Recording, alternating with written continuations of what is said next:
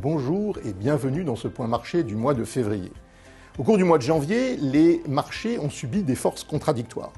D'un côté, ils ont été portés par l'optimisme suscité par les mesures de politique économique de Donald Trump. On pense notamment aux baisses d'impôts ou aux promesses de déréglementation. Mais d'un autre côté, les menaces de droits de douane, qui viennent d'ailleurs d'être annoncées avec des tarifs douaniers de 25% sur le Canada, le Mexique et de 10% sur la Chine, eh bien ces menaces sont une source d'incertitude pour le commerce mondial qui commence à préoccuper les investisseurs.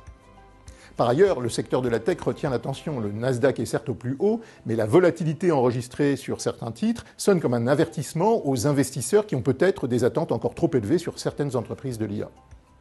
Ce mois-ci, on devra accorder une attention particulière à 4 thématiques. La première d'entre elles, c'est les mesures prises par l'administration Trump.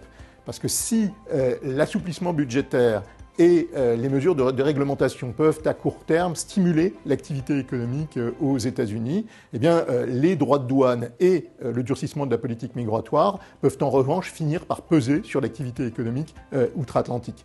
Et cela dans un environnement où l'augmentation du déficit budgétaire et de la dette publique sont de plus en plus préoccupants pour les investisseurs quant à la soutenabilité des finances publiques américaines à moyen terme. Deuxième thématique, les politiques des banques centrales. Avec son statu quo en janvier, la Réserve fédérale américaine s'est mise en mode d'attente, ce qui est assez compréhensible compte tenu de l'incertitude sur les mesures qui seront effectivement mises en place par l'administration Trump et de leur impact sur les prix. De son côté, la Banque centrale européenne, qui n'est pas confrontée au même risque d'inflation, a pu baisser ses taux directeurs au mois de janvier, comme prévu, et devrait pouvoir continuer à le faire, et ce d'autant que la croissance est assez faible en début d'année. Nous anticipons un taux directeur à 1,75% d'ici la fin de l'année.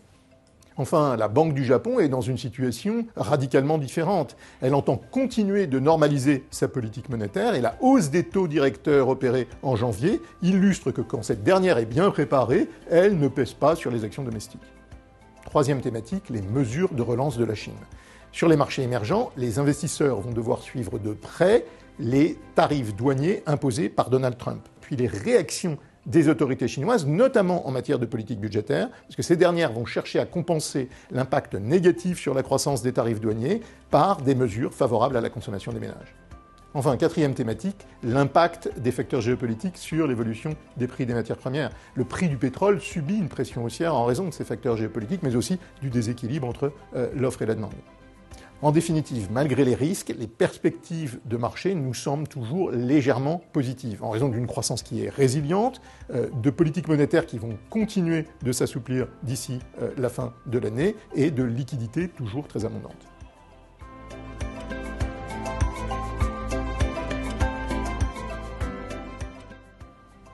Merci de votre attention et rendez-vous à notre prochain point marché.